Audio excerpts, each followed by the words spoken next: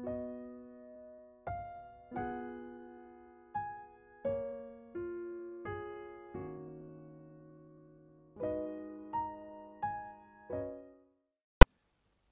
pagi Bapak Ibu dan saudara-saudara yang dikasihi dan yang mengasihi Tuhan. Kita bersyukur jika pada saat ini kita kembali memenuhi panggilan Tuhan untuk mewujudkan ibadah pada hari ini. Bacaan hari ini diambil dari Yohanes pasal yang ke-11 ayat yang pertama sampai dengan ayat yang ke-44 yang mengisahkan tentang Lazarus yang dibangkitkan. Saudara yang dikasihi dan yang mengasihi Tuhan, berbicara tentang manusia, termasuk saudara-saudara dan saya begitu, seringkali terikat pada sebuah keinginan-keinginan yang hanya terlihat oleh mata dan bisa dirasakan, bisa disentuh oleh tangan atau raga kita. Dan itu yang mengakibatkan jika kita berdoa meminta kepada Tuhan untuk mendapatkan sesuatu itu adalah yang bisa dilihat oleh mata dan yang bisa disentuh oleh raga kita. Padahal saat-saat tertentu Tuhan itu menjawab doa kita lebih daripada yang kita minta. Sebagai contoh, kalau keluarga-keluarga muda itu kepinginnya segera untuk mendapatkan mobil yang baru, tetapi Tuhan menjawab jauh dari keinginan itu, misalnya keharmonisan rumah tangga terjaga sampai dengan kelak Tuhan memanggilnya. Anak-anaknya kelak nanti itu akan menjadi orang-orang yang sangat berguna bagi banyak orang. Nah, seringkali ini tidak dipahami oleh kita manusia, sehingga kita dengan mudah saja memiliki pemahaman jika yang kita minta itu tidak bisa dilihat oleh mata dan tidak bisa disentuh oleh raga kita, maka belum ada jawaban sama sekali dari Tuhan. Tuhan pasti tahu persis apa yang dibutuhkan oleh kita, yang tidak semuanya itu kita inginkan.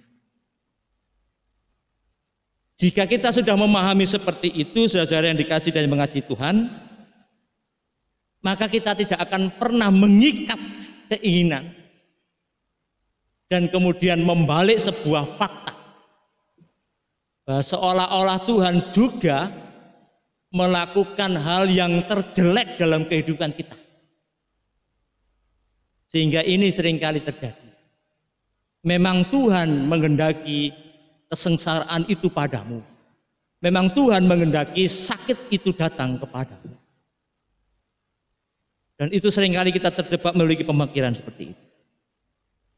Dan yang lebih lepas dari pemahaman kita, jika keinginan atau kekecewaan sebagai dampak kegagalan keinginan itu, tanpa disadari, kita ini memaksakan hak manusia kita berlaku dan harus berlaku juga dalam hak ilahi. Tetapi tidak ada kesempatan sama sekali kita merenungkan, biarkanlah hak Allah yang berlaku dalam diri manusia, dan itu pasti sempurna. Nah, hari ini saya mengambil dari dua sisi tindakan dalam bacaan kita hari ini. Saudara-saudara pasti juga sudah seringkali mendengar tentang cerita tentang Lazarus yang dibangkitkan ini. Dua tindakan yang kita cermati pada bacaan hari ini adalah dua tindakan tangisan. Yang satu tangisan Marta dan Maria. Di sana sebenarnya sedang mengungkapkan keinginan duniawinya. Sehingga karena keinginan duniawinya itu tidak terlihat dan tidak dirasakan begitu, sehingga memunculkan sebuah kekecewaan. Dan di sanalah kemudian nampak bahwa dalam diri Marta dan Maria itu ada kekerdilan imannya. Sempat terlontar dalam bahasa yang saling sederhana. Seandainya Yesus ada di sini sebelumnya, pastilah Lazarus ini tidak akan mati. Seandainya Yesus ada di sini, pastilah semuanya akan menjadi terjawab. Dia lupa bahwa Yesus itu pernah dan seringkali berujar,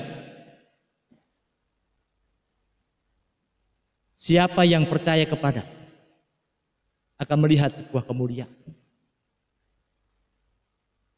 Nah, saudara, tangisan Maria dan Marta itu juga seringkali terjadi dalam kehidupan kita. Sebab yang kita inginkan itu tidak kita miliki dan tidak kita lihat secara jelas fakta mata dan bisa disentuh oleh raga. Sehingga timbul kekecewaan dan seolah-olah Tuhan tidak menjawabnya dan tidak berkarya dalam kehidupan kita.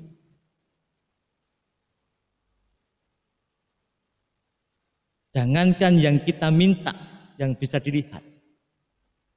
Bacaan kita mengingatkan demikian. Akulah kebangkitan dan hidup.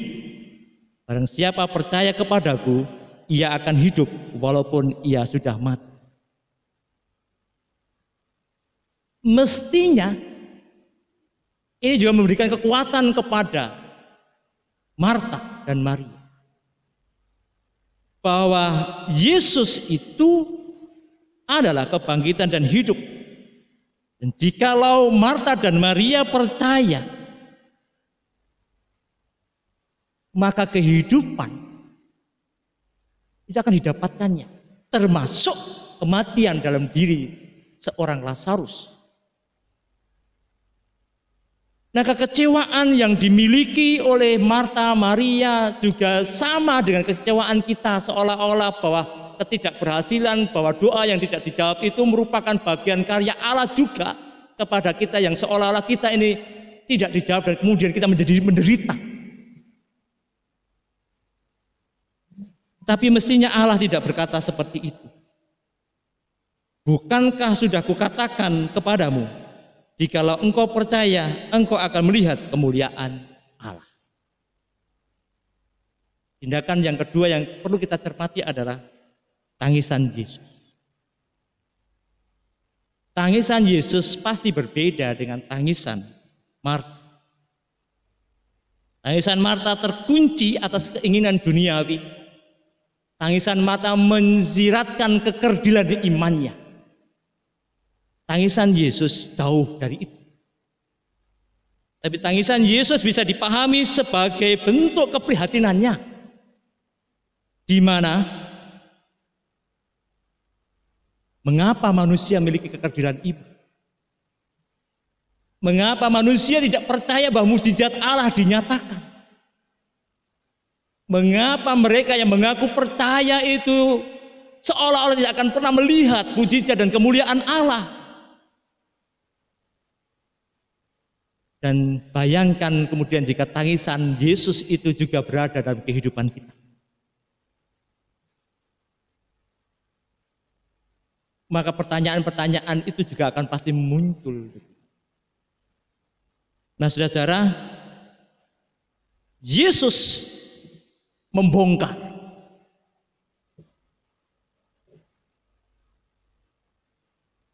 bangkitnya Lazarus. Yesus menghendaki supaya manusia kembali melihat kemuliaan Allah. Manusia kembali melihat bahwa mukjizat Allah dinyatakan di luar nalar manusia sekalipun. Dan kemudian bangkitlah manusia yang mati. Pada saat-saat tertentu Tuhan menyatakan kemuliaannya. Dan Tuhan senantiasa menyatakan kemuliaannya dalam diri manusia termasuk itu. Sebab Allah juga menghendaki kita tetap melestarikan kepercayaan, meneguhkan kesetiaan kita bahwa kemuliaan Allah akan terus dinyatakan. Dalam situasi saat ini,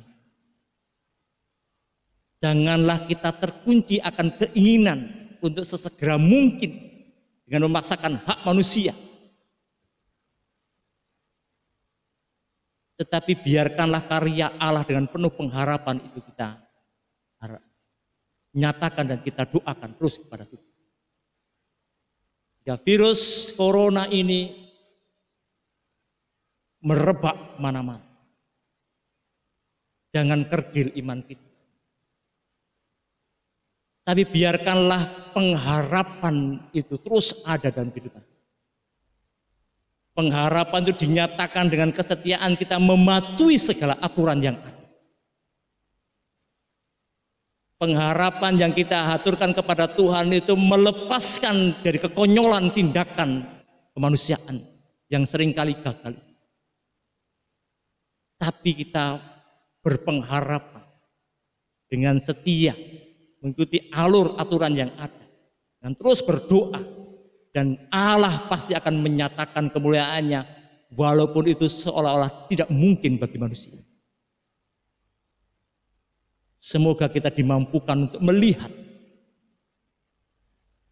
kemuliaan Allah yang akan segera kita nikmati. Dan Allah tidak akan pernah kecewa dan menangis karena kita semua manusia, terlebih umat percaya, penuh dengan pengharapan. Kemuliaan Allah yang apalagi yang luar biasa yang akan kita terima sebagai manusia. Maka di sanalah kemudian ada semangat untuk bertahan, menjaga kehidupan yang sehat. Semangat untuk menopang mereka yang berusaha untuk terus mengupayakan lenyapnya virus ini. Kita bersatu padu, tidak untuk saling caci maki. Tidak memberi kesempatan kepada siapapun juga untuk tidak setia dengan lembaga-lembaga yang sudah mengatur, untuk tidak patuh dengan pemerintah yang sudah menata dengan baik. Tapi kita dengan setia menjadi anak Allah dan kita patuh dengan aturan yang ada.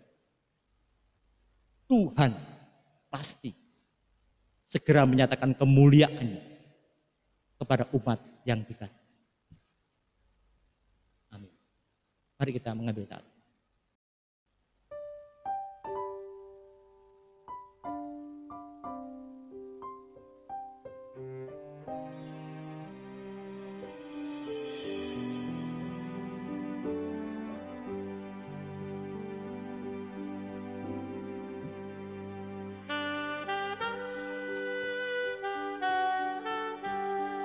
Saudara yang dikasihi dan mengasihi Tuhan,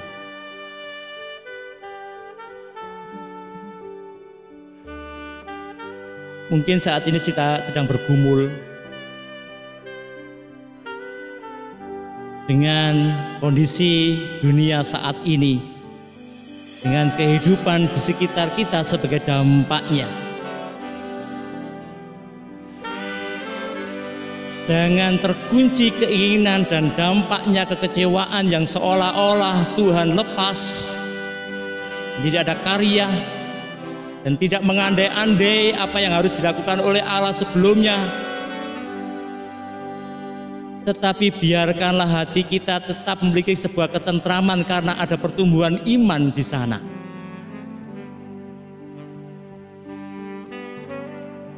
Kemuliaan Allah akan dinyatakan